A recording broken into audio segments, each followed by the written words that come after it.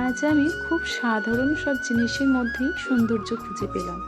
খোলা মাঠ আর অসীম আকাশের মাঝে এমন কিছু একটা আছে যা মনকে ভীষণভাবে স্থির ও শান্ত করে দেয়।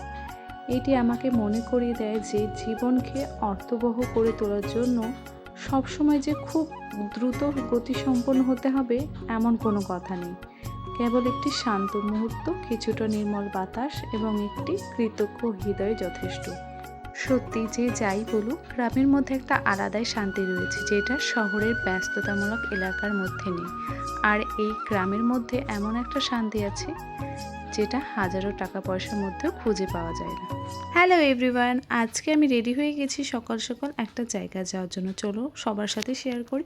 এখানে দেখো সবাই মিলে আমরা রেডি হয়ে গেছি, আর আমার ছেলে তো একদম রেডি আর উল্টো করে চশমা পড়েছে। দেখো রেডি হয়ে আমরা বেরিয়ে পড়লাম, আর আমরা যাচ্ছি নবগ্রাম, আমার ননদের বাড়ি। তো চলো তোমাদেরকে সবটাই শেয়ার করব। ফাইনালি আমরা পৌঁছে গেছি ওদের বাড়ি, আর এত সুন্দর খোলা আকাশের মাঝে ওদের বাড়িটা। তো চলো ভেতরে যাওয়া যাক। আমার ছেলে তো ভীষণই আনন্দ পেয়েছে এরকম খোলামেলা জায়গা পেয়ে। চারিদিকটা এত শান্তশিষ্ট, এত সুন্দর ধানের ক্ষেতের মধ্যে ওদের বাড়িটা। আমার তো খুব ভালো লেগেছে। আজকের মতো এই পর্যন্তই, টাটা।